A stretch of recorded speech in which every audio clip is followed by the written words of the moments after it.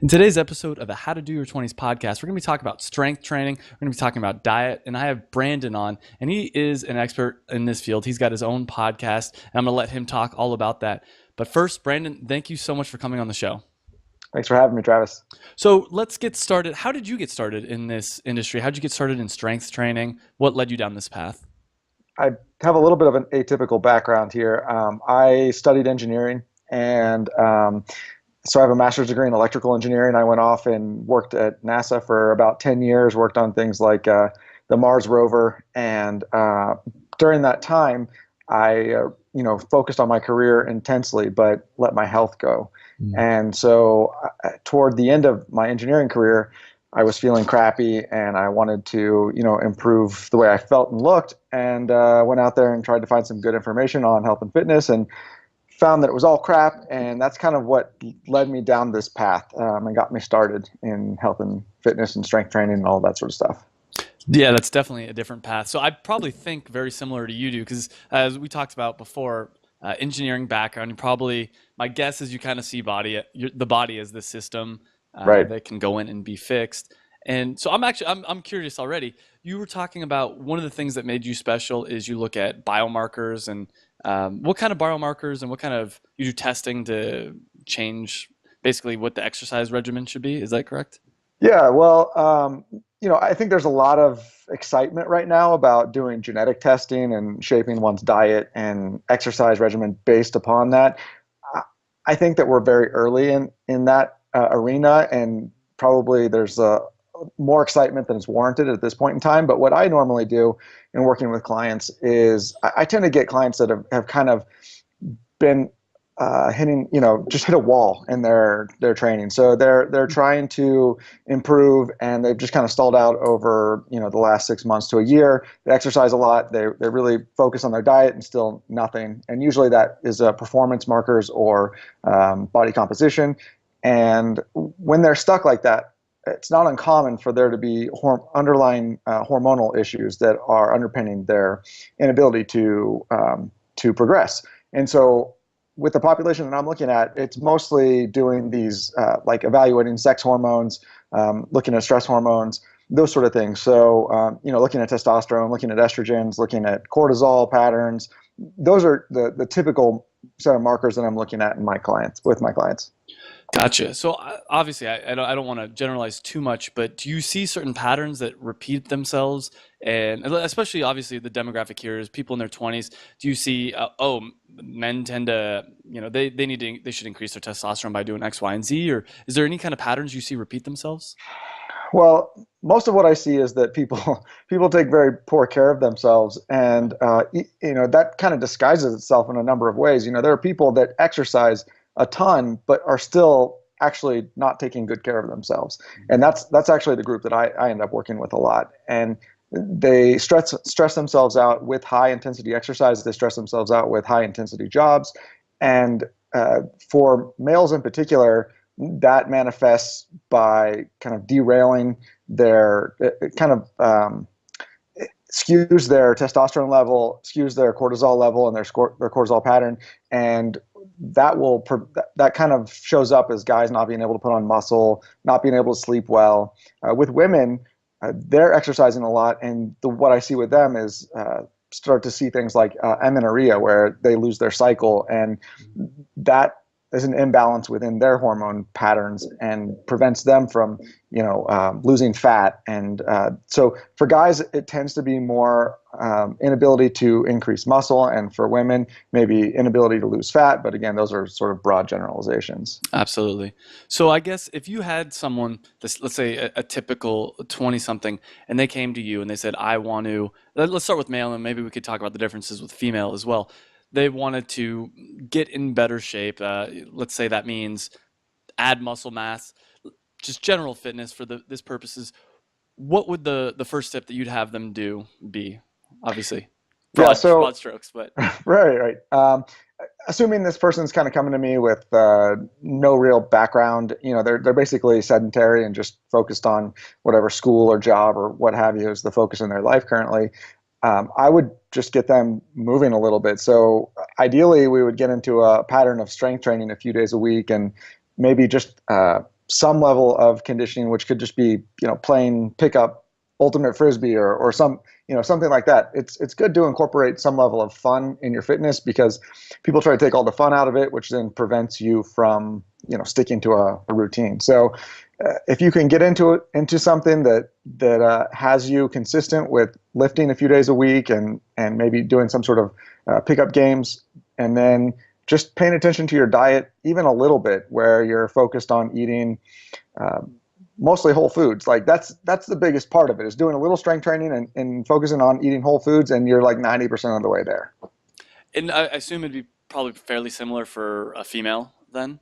Yeah. I mean, again, these are broad strokes, but Right, right, right. yeah, absolutely. I found that with females, they tend to need a little bit more cardio work in their exercise program when they're focused on staying healthy and improve body composition. In general, guys can oftentimes get away with just lifting, but again, it comes down to every person, and every person is unique. And what about, so as far as the diet goes, how specialized, because I've kind of basically done more or less the style diet. Sounds like similar to what you were talking about, just real food. Like I don't do a processed, stuff, all that kind of thing. How different do you change the diet from person to person, or what kind of a diet would you recommend, I guess? Yeah, so I think that starting in the whole paleo field, if that's a template that you want to start with, I think that's a great jumping off point.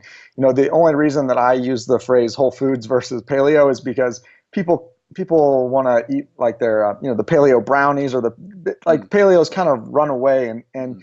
and they get away from this idea of unprocessed foods and start processing paleo ingredients, even though it's really just processed junk food still. So I think if somebody is just focusing on eating whole foods, which is eating basically focusing on meats and vegetables all the time, then you're going to be in a great starting point. Where that starts to vary is, if somebody has some level of health condition, like some digestive issues, then we might want to change that a little bit. If somebody is an athlete, or maybe not a like a professional athlete, but somebody that perhaps performs or participates in CrossFit, those individuals might need to consume like a higher carbohydrate version. They might need to eat more refined foods. Things like white rice, for instance, might be more appropriate for that group, as opposed to somebody that's just doing a couple strength training sessions and busy with the rest of their lives. Gotcha. So how do you feel? I don't know if you've done any research on like the ketogenic diet. Like that seems to be growing in popularity right now. How do you feel about that? I think that it can be a fine choice for people too. It's very compliance is really tricky on that one, right? And so I think that's obviously one of the biggest hurdles with that diet. And I find that when people try to go to a diet that is difficult to adhere to, then it puts them into this cycle of all or nothing. So they'll go ketogenic for 3 days, and then they'll fall off the wagon, and then they'll go back, and then so they're going to be in this cycle of sort of feast or famine, and that ends up just setting them back a lot worse than had they just done something a little bit more middle of the road the whole time, right? So I think there is no ideal diet, but just like it said for exercise, the best program for you is the one that you're going to stick to. And so the same is true for diet. Now, for those that can actually stick to the ketogenic diet, I think maybe again, like the CrossFit crowd, I like to pick on them a little bit. That's probably not a good choice for them. Mm. But that's because the energy demands of their activity are highly.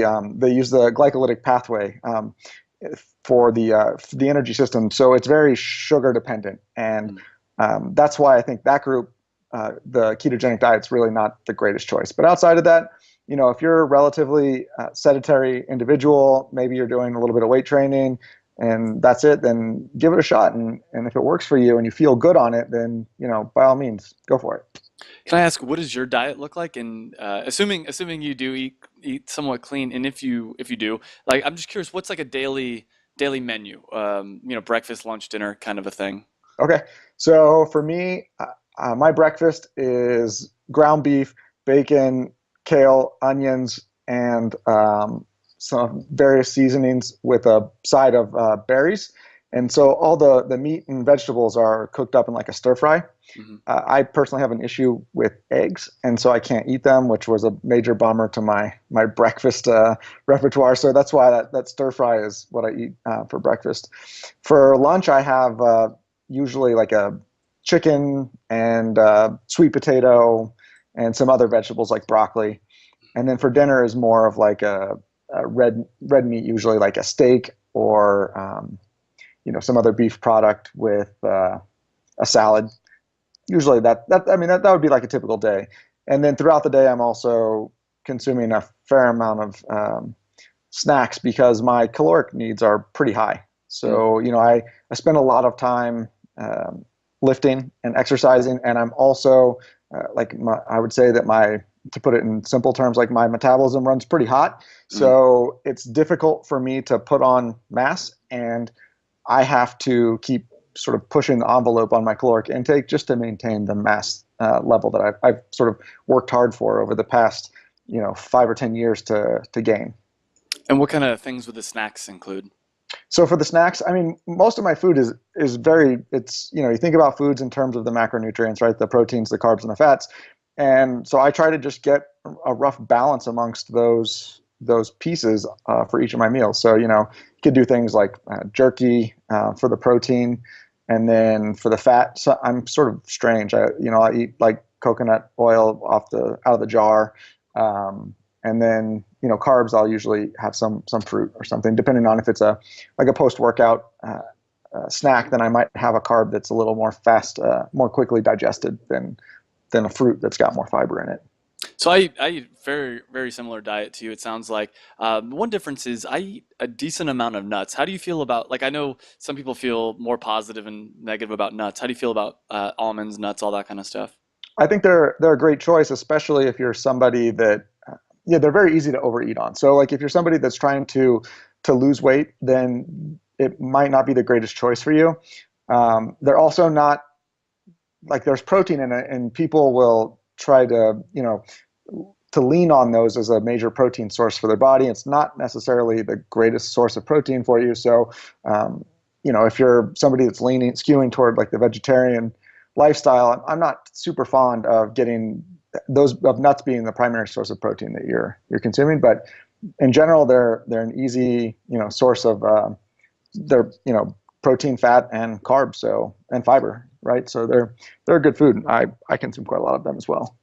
Yeah, to me, it's more for some fat. Like I'll maybe do a handful of nuts and some meat or something like that, and get the protein comes from the meat. But it's just, to be honest, I try to balance the amount of fat and carbs I have, and it seems like there's not too many great sources of fat. I mean, there's seeds, nuts, and obviously like animal fat, which, despite what a lot of people say, I'm like, I still want it within moderation. And to me, Mhm. what moderation is probably more than, the 90s pyramid of diet. But Right. like, I see some people. And maybe they're right. Maybe I'm the one that's wrong. But I see some people that it's like they'll buy like a pound of legit just lard, and I'm like, that seems a little intense. And Well, yeah, I mean, you definitely see, and I think that's really common amongst the paleo crowd, right? It's just a spoon in the lard, and they're really, by and large, the food recommendations are changing over time. You referenced the food pyramid, and within the last year, the FDA dropped the restriction on cholesterol as part of the intake. So there's no dietary restriction on cholesterol. It doesn't affect your risk for atherosclerosis or heart disease or anything. And though they do still recommend a limitation on saturated fat, that's kind of that I think you're gonna see that change here within, I don't know, they're very slow to move, but let's say the next 5 years or so. sure. But still, any too much of any one thing is bad. I mean, no matter the you put whatever food up on a pedestal as the most the best superfood in the world. If that's all you're eating, then that's a problem. And that's kind of how, I mean, we'll see, once again, maybe I'm wrong, but I talked about the emphasis on the ketogenic diet, and I think it's great for some people, but I think some people do it to an effect where it's like so much animal fat that it's like that just can't be healthy. It's like I think and just like we did with carbohydrates and grains, it's like people were doing so much. It's like, all right, and we can do the debate whether grains are good or bad and all that kind of stuff, but I'm like, the amount that people were doing it, let's say in the 90s, was just insane. And I have a feeling that the amount of animal fat in like 10 years, people are going to be like, oh, okay. And I do the bulletproof coffee sometimes, but like sometimes it's insane. People eat like a stick of butter a day, and I'm like, that just can't be good for you. I don't know. We'll see. Well, and I think a lot of times too, the source of that animal fat plays a big role because the toxins in the toxins get trapped within the fat in the body. So if you're consuming from a conventionally raised animal, then the quality of that fat is going to be much less than a well raised grass fed sort of what's the word put out to pastured animal, Yeah. right? Yeah. So. Totally, yeah, totally agree. So another question I have for you is why CrossFit versus other? Cause I know you're a big CrossFit believer and fan. Why CrossFit versus other types of exercise? Well, it's not that I'm a CrossFit believer or fan Okay, necessarily. It's actually, I think it depends on your perspective. And let me give you a little background here. So sure. I actually started a CrossFit gym, gosh, about 6 or 7 years ago. Hmm. And I ran that for 4 years and then I sold it.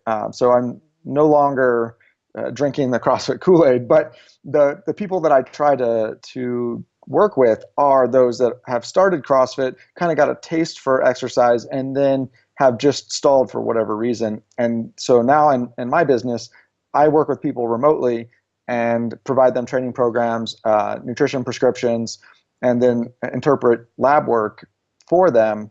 And all of that is focused on that CrossFit crowd because I'm so intimately familiar with them.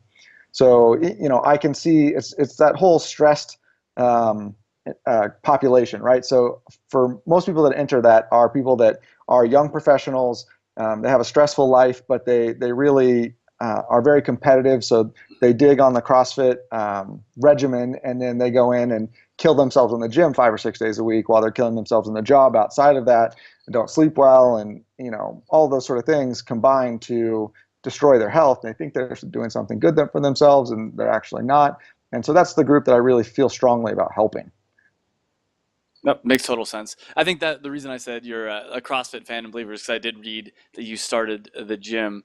I want to shift gears actually a little bit, and we can circle back around to the diet and exercise. But one thing about this podcast and a lot of the people that listen are entrepreneurial in some kind of a mindset. And I want to start with the CrossFit gym and then kind of transition into how you do the consulting and all that kind of stuff. But take us to the story. I mean, what was it like to start the gym? What was the first steps? What led you to do it? All that story. Okay, so yeah, I was an engineer, like I mentioned, Yeah. and balancing that job, I decided to start the gym in my garage with my wife and one other partner. And so we began by running free workouts out in local parks like track and field and park and so forth, and built up our name and following through doing that. And we were slowly able to acquire a few paying clients through that. And they trained with us in our garage until we got noise complaints from our neighbors. And at that point, we got our first space, which was terrifying because you go from with a handful of clients paying nothing in rent to, and we're in California, so paying $6,000-7,000 a month in rent is a scary proposition, and signing your name on a lease and all that sort of stuff. But it was the best thing that we ever could have done for our business because we went from 10 paying clients when we signed the lease to 75 in a matter of I think 3 months. So the growth was incredible, and it was a great experience. I wouldn't trade it for anything. But what I found through that was that I was very much chained down to this business that I had, and part of it is just mistakes I made early on in not knowing how to make myself replaceable in my role. But I found that I couldn't take vacation. I couldn't, I couldn't do anything except for work in the business. The gym has to be open at 5 in the morning, stays open till 9 at night, and it's just a mess of a lifestyle. So I also had a lot of troubles with the landlord and noise complaints, and all that led me to want to get out of the business. So my wife and we decided to sell our stake in the business, and we still had a strong passion for helping people with health and fitness issues. So we decided to move into this realm of online coaching because do away with all the noise complaints and the landlord and all the big overhead to cover, and just focus on the training and working with people. And that's been an incredible thing. Plus, we really very much enjoy not being tied down to a single location. So now, I'm talking to you from Arizona. When you first reached out to me, I was getting ready to go camping in Big Sur in California. So having that mobile lifestyle is very much a part of the motivator for why we went this online route. So I got a lot of questions for you. Let's break it all down because I'm sure a lot of people listening, even if they don't want to necessarily start their own CrossFit gym or their own online, consulting thing, have similar things that they're trying to do. So my first question is, you talked about running free clinics, or I forget the exact term, but basically doing free workouts. Right. How'd you promote those? I mean, it's one thing, I know so many people, they're like, I have this great idea and I'm going to start this thing and everyone's going to show up. And I'm an internet marketer. I'm like, no. Like you need to promote that. So how did you promote yours? Right. Well, I think we probably could have done a lot better job of Okay. promoting it, but we would run these free workouts in areas where people were working out. So, we'd go to a high school track where people were there running, and then they'd see us doing weird stuff in the middle of the field. We'd actually bring out like barbells and kettlebells. Like we'd bring out some big equipment and have a group out there. And, in the early days, nobody would come. So it'd just be the three owners out there working out. And, Okay. People would get kind of interested. We'd put up a sign that had our business name on it, and they'd go to our website and check us out. And, they'd see that we were running this every single Saturday. And just doing that, it was a little bit of a grind. It took us 6 months or so to get those first 10 clients and get that noise complaint. But yeah, that's how we did it. So it was just basically, just to recap, it's basically just showing up every Saturday, putting up a sign and doing the workout? Yeah, and being specific about the location that we were doing the workout, right? Because Okay. there were people there that were going to be interested in what we were doing. Like if we had Right. just gone someplace where people weren't working out, or just a playground where there's young kids, that they're not our audience, right? So I think that was probably our saving grace in not doing much for promotion. That's really what helped us out, though. Did you guys ever think about or hear about like meetup.com? I initially thought meetup.com was how you guys might maybe did it. We did try to play around with a couple of those websites in the early days, and for whatever reason, just never seemed to do much for us. And I Yeah. don't know if I can't remember when those websites started and what the traction was with them at the time. It might have been Right. a little early Okay. for that. But and yeah, even like posting stuff on social media, which we did too, it didn't seem to help as much as just going there, finding people that were interested in working out and showing them something a little bit different. Well, I mean there's a great lesson there. It's like, first off, obviously think about it and pick a great location, but then the second part to me I thought was almost more interesting is just, hey, go out and do the workout every Yeah, Saturday. Same location, and the sign too, because I think a lot of people, I've definitely seen people do group workouts and they don't have a sign, so I'm just like, I'm not going to talk. I don't feel right. invited, basically. Right, yeah. I mean, we tried to be as welcoming as possible. If somebody was kind of walking by and just looking out of the corner of their eye, we'd, strike up a conversation with them, not be salesy or, No. whatever, but just kind of talk to them about it. And yeah, I'm not going to lie, it was a grind, and I think a lot of times people expect something to catch on super fast, and that's just not reality. No. And so, it took that time, but that time and that work we put in is what helped us hit our trajectory once we moved into our building. Let's So talk about that too. So once you moved in, because you said within the span of a few months you went from 10 to 75. How'd you do that? I attribute it 100% to location. Uh-huh. Um, you know, at the time, most of the CrossFit gyms were setting up in like these warehouse spaces that were hidden, and you had to have like a map to get to them. And uh, but we couldn't find that. Like we legitimately tried to find that in our area, we could not. So we ended up paying more than we wanted to for a space that was on a busy street, and it wasn't ideal. It was small, but that right there, putting a sign up in the window, having our people each day come outside and working out some portion of their workout on the street, intriguing these people driving by, stopped at the stoplight. that's really, I think, what drove our initial traffic and growth. Yeah, okay. So that's also really interesting to me because it seems like maybe so what do you think if you would have found like a more obscure location, do you think it would have been a lot harder to grow it or I do. obviously yeah, rent would have Yeah, been I, cheaper, I but think we would have had to have, rent would have been cheaper. Maybe we also wouldn't have been as motivated to grow it because the rent wouldn't have been as big, right? But I think it would have been a lot tougher, and we would have had to have gotten more creative in our outreach. And I don't know what that would have looked like, but right.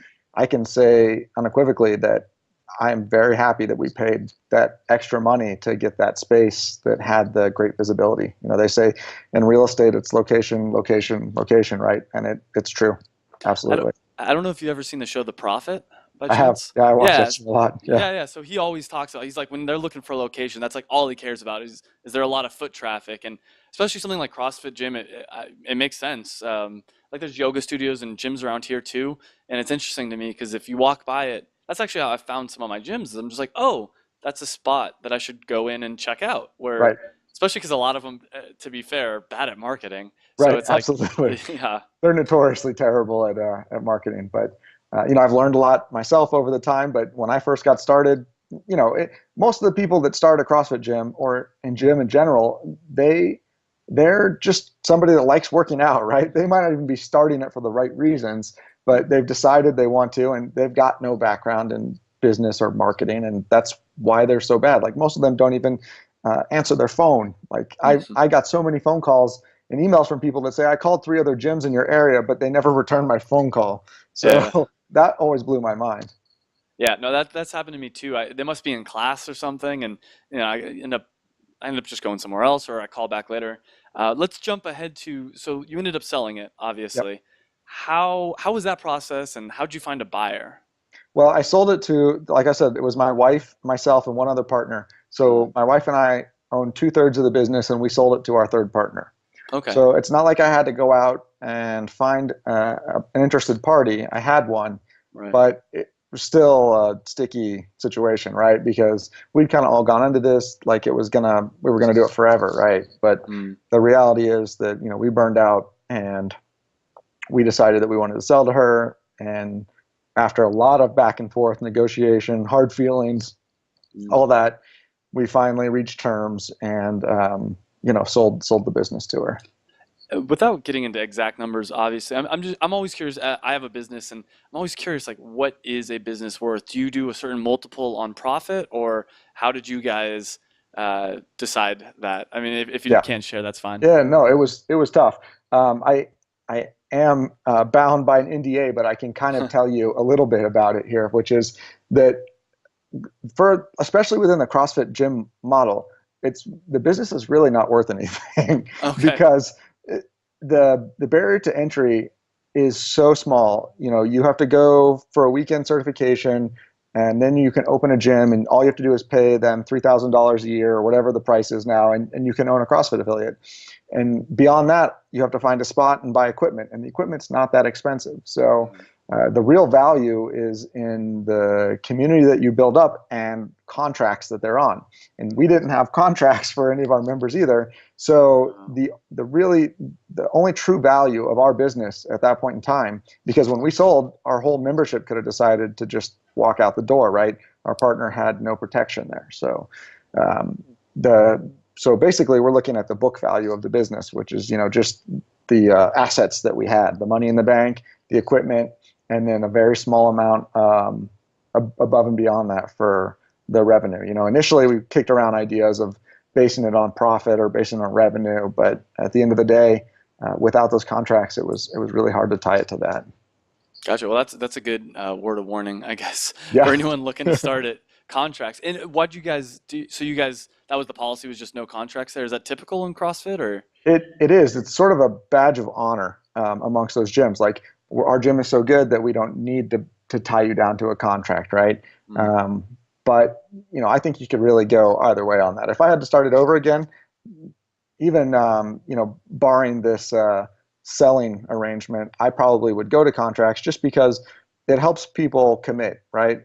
Otherwise, people are a little bit flaky. They might not come. But if they've signed a contract to stay for 6 months, they're going to stick it out. And I think that alone is worth implementing. And then on top of that, if you ever decide to sell your business, it'll be much more valuable.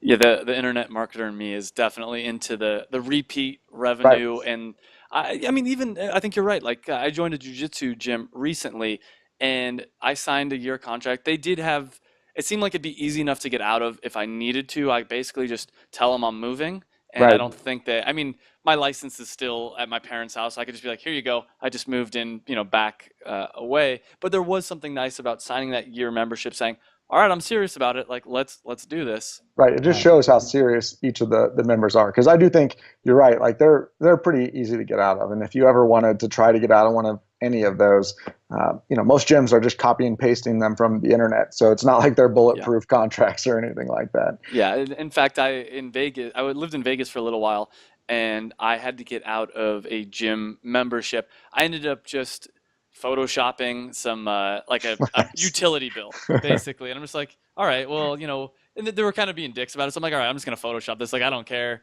And I Right. was I was I was literally not living there anymore. But they're like, oh wait, we need two uh, forms of proof, and it's like, and your license doesn't count because my license was still, the Valencia one. They're like, oh, we need two other things. I'm like, okay, well, I'm just gonna make some stuff up. I got, whatever. That's nice. That's ninja status right there. Yeah, that's what I do. So let's jump ahead, and then finally now, what was it like going from owning your? Were you still working on the consulting? Is it heavy duty or heavy duty? I don't. Yeah, so that's just kind of like actually, I started the business called Heavy Duty. So my last name is Okay. Heavy. Yeah. And just as kind of a joke, I started my remote coaching business called Heavy Duty. But that's not, I've transitioned away from that because although I find it funny, it doesn't come off very professionally. And so my wife and I changed the name of our business. It's Evidence Based Athlete. Mm. And because it really speaks to our approach to fitness. And so we didn't start that actual business entity until the beginning of this year. Before that, we were operating out of Heavy Duty, and we'd had some clients as we were transitioning out of the gym, but not many. I mean, it was close to starting from scratch again. And how do you go about getting new clients now? I mean, I know you have the podcast, and do you get clients from the podcast as well, or where do most of your clients come from? Yeah, so I mean, the truth is, the podcast I'm very bad at promoting my services on. So the podcast is Strength and Scotch, and it's just me and my buddy that I met through my gym, and just kind of having a casual conversation, trying to make fitness and health and nutrition topics more approachable. So Right. we have a scotch together and Mhm. just talk about one specific topic. And I never really promote my business there. It's more just putting out good information and trying to help people not get trapped in that you know just misinformation cycle, which happens so often. So how I get most of my clients right now is just really through referrals. So most of them are just one client I'm working with, seeing good results, and most of them are still working within CrossFit gyms. And Mhm. so what happens is one person starts to progress a lot faster than everybody else. The other people see that, they ask questions, and it goes from there. And I haven't really had the need to press beyond that. We do a little bit of Facebook marketing where we bring people into an email funnel off Mhm. of Facebook, and we've had some success with that. But again, we focus mostly on the referrals. Gotcha. And if someone were to go listen to the Strength and Scotch podcast, do you have one episode that would be a good starter episode, or one of your favorite episodes that someone should start with?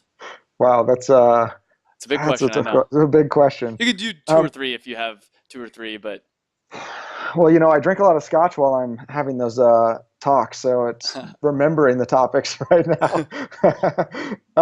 No, I mean, I would just take a look at the last 5 or 10 episodes and see if a topic jumps out at you, because we're bouncing around a lot between training and nutrition and lab work type topics, and not everything applies to every person. right. But if they see one there, I just wouldn't go back to the first 20 or so episodes. Those are garbage. Yeah, I feel the same way. Don't worry.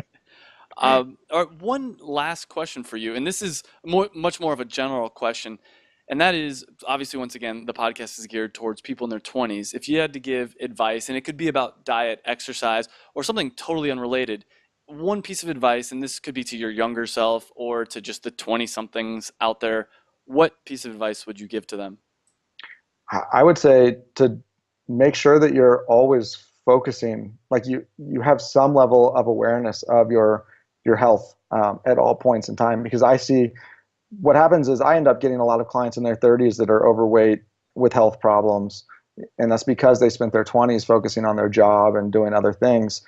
And if you don't lose sight of that in your 20s, you don't have to do much. Like I said, it's just a little bit of strength training, paying attention to the foods you eat just a little bit. You can still eat great, then you'll be really well off. It's kind of like investing. If you invest in your 20s, and you're going to be set in your 50s, that compound interest effect. And the same thing applies in health. So, just put those little efforts in now, and it's going to save you from having to put in the Herculean effort later in your life.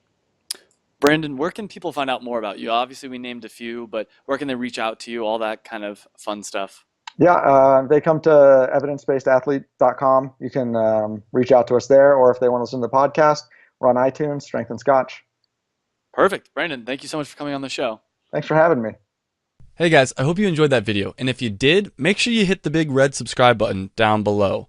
You can also check me out on Facebook and on Twitter, and I release a new video every Monday, and by hitting that subscribe button, you'll get those new videos every Monday.